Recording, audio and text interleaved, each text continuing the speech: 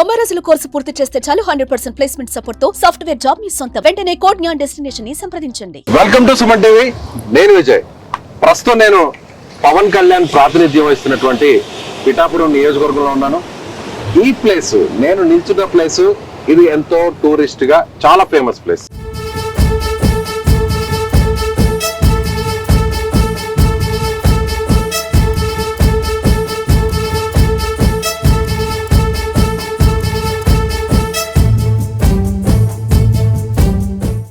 అదే ఉప్పాడ బీచ్. చాలా సినిమాల్లో చూస్తుంటారు, ఓవైపు పొలం, మరొక వైపు సముద్ర తీరం, మధ్యలో రోడ్డు. ముఖ్యంగా ఇటీవల వచ్చిన సినిమా గుర్తుందిగా, ఉప్పెన సినిమా అంతా కూడా ఇక్కడే షూట్ చేశారు. ఎస్, ప్రస్తుతం అంత పాటున్నారు పొలిటికల్ అనలిస్ట్ చందు శ్రీనివాస్ గారు. ఉప్పాడ బీచ్ ని పవన్ కళ్యాణ్ ఎలా డెవలప్ చేయబోతున్నారు, దీన్ని ఎలా టూరిస్ట్ హబ్ గా మార్చబోతున్నారు, మొత్తం డీటెయిల్స్ అన్ని కూడా ఆయన ద్వారా తెలుసుకునే ప్రయత్నం చేద్దాం. Hi sir.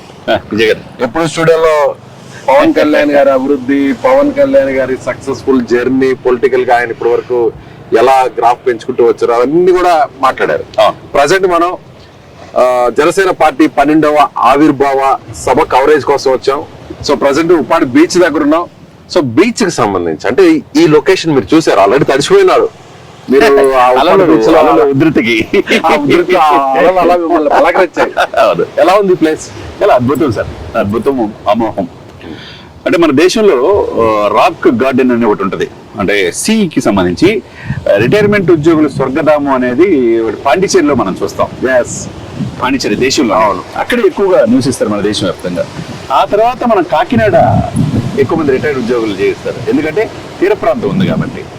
అది ఆ పోర్టు కావచ్చు, ఆనాటి కాకినాడ నుంచి వచ్చిన ఈ ఉప్పాడ బీచ్ అందాలు కావచ్చు, ఏదైనా కావచ్చు, ప్రకృతి రమణీయతకి మారిపోయారు. అటువంటిది అదృష్టం కొద్దీ పవన్ కళ్యాణ్ గారి యొక్క పిఠాపురంలో ఈ ఉప్పాడ బీచ్ కూడా ఉండటం, చాలా మత్స్యకారులు ఎక్కువ మంది ఇక్కడ నివసిస్తాం.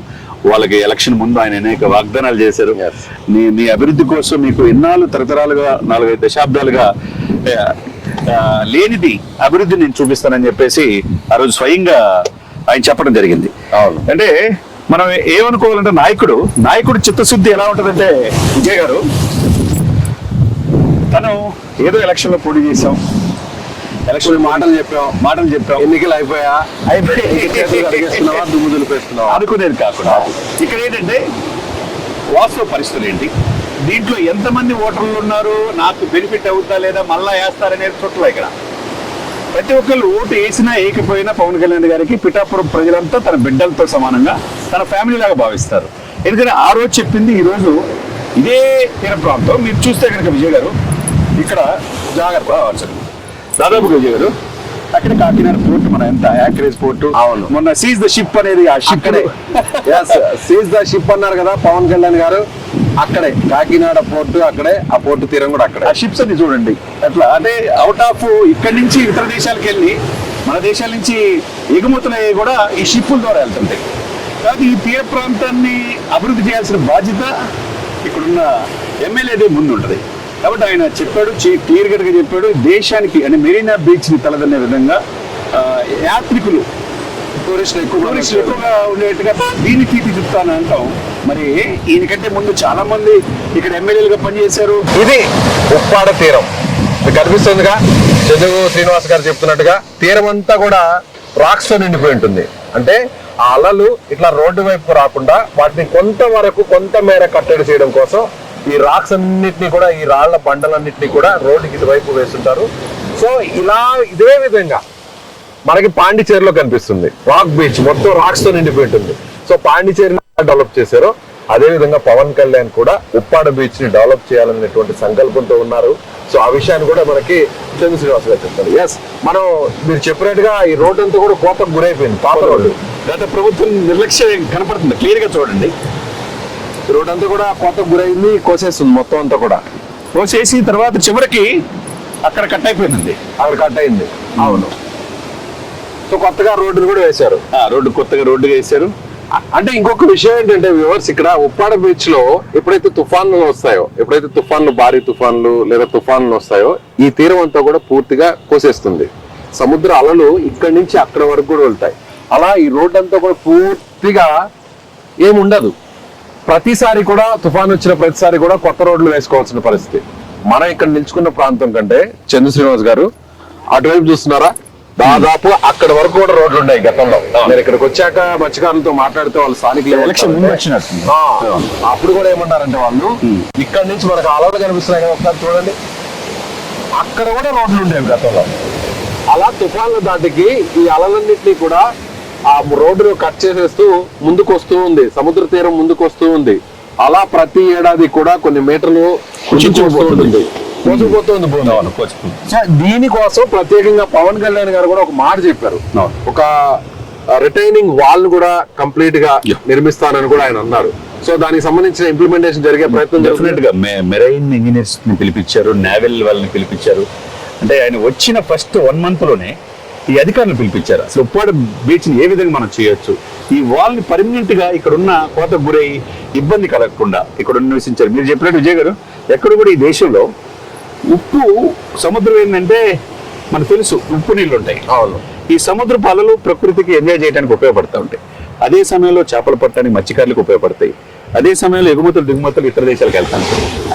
కట్ చేస్తే ఎక్కడ కూడా ఈ సముద్రం ఎక్కడ ఉండి ఈ రోడ్డు మధ్యలో ఉంటే, రోడ్డు మధ్యలో దాటిన తర్వాత పంట పొలాలు ఎక్కడ లేవు. అది చాలా కొన్ని అడుగుల దూరంలోనే అలలేమో మనం నిల్చున్న ప్లేస్ లేవో అలలు ఉన్నాయి. ఎగ్జాక్ట్ గా మనం ఈ రోడ్డుకి అటువైపు చూస్తే పొలాలు ఉన్నాయి, పచ్చడి పొలాలు. కానీ ఇలాంటి అసలు ఆ ప్లేస్ నాకు తెలిసి దేశంలో ఎక్కడా లేదనుకోవాలి. కాబట్టి ఇప్పుడు పవన్ కళ్యాణ్ గారి యొక్క బాధ్యత డెఫినెట్ గా సెంటర్ లో మోదీ గారు ఉన్నారు. ఆయన ఏది అడిగితే ఆయన చేయడానికి రెడీగా ఉన్నారు.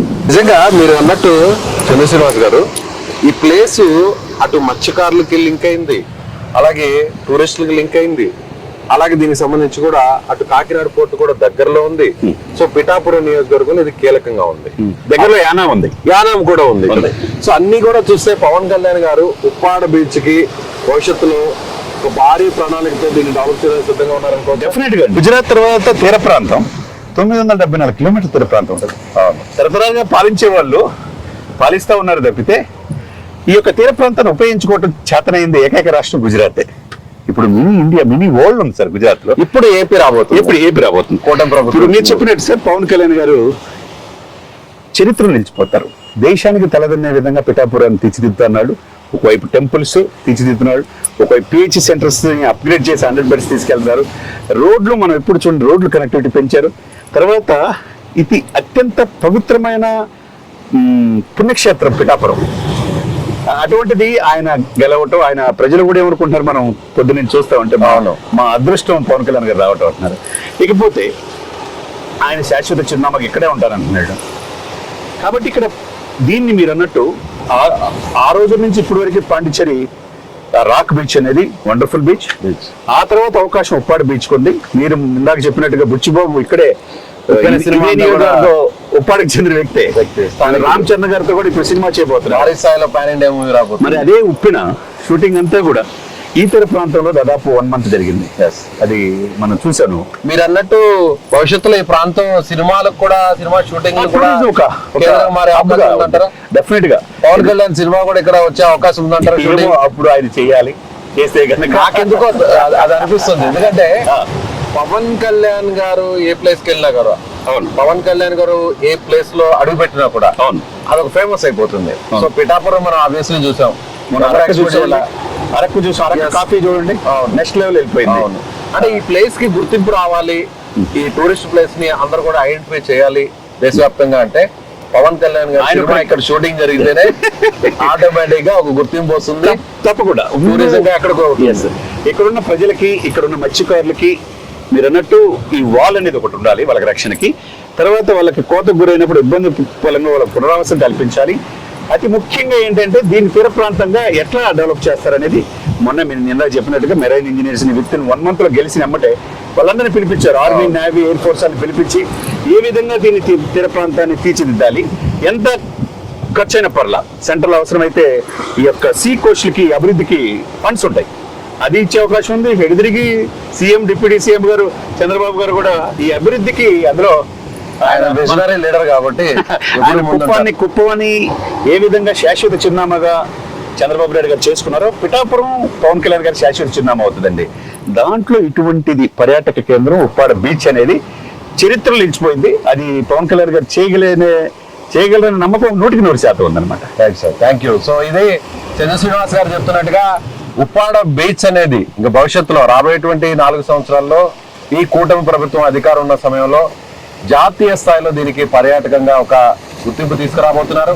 మరొక విషయం కూడా ఏంటంటే సినిమా షూటింగ్లు కూడా ఉప్పాడ బీచ్ ఇక కేంద్రంగా మారబోతుంది. ఎందుకంటే ఇక్కడికి దగ్గరలోనే కాకినాడ పోర్ట్ ఉంది, అదేవిధంగా విశాఖపట్నం ఉంది, అదేవిధంగా అరకు కూడా ఉంది. సో అటు బీచ్ గా సముద్ర తీర ప్రాంతం కావాలంటే ఉప్పాడకి రావచ్చు, పక్కనే అటవీ ప్రాంతం కావాలంటే అరకుకు వెళ్ళొచ్చు, అదేవిధంగా నగర ప్రాంతం కావాలంటే విశాఖ సిటీకి వెళ్ళొచ్చు, సో పోర్ట్ కావాలంటే కాకినాడ పోర్టుకు వెళ్ళొచ్చు. ఎటు చూసినా కూడా ఉప్పాడ బీచ్ అనేది సినిమా షూటింగ్లకు అడ్డగా మారిపోతుంది, డెవలప్మెంట్ కు టూరిజం కు హబ్ గా మారిపోతుంది. సో మీరేమనుకుంటున్నారు? పవన్ కళ్యాణ్ ఉప్పాడ బీచ్ ను ఆ స్థాయిలో జాతీయ స్థాయిలో అభివృద్ధి చేయబోతున్నారు కాబట్టి మీ అభిప్రాయం ఏంటో ఖచ్చితంగా కామెంట్ బాక్స్ లో తెలియచేయండి. కెమెరామెన్ శివ సీనితో విజయ్, సుమన్ టీవీ, ఉప్పాడ బీచ్ నుంచి.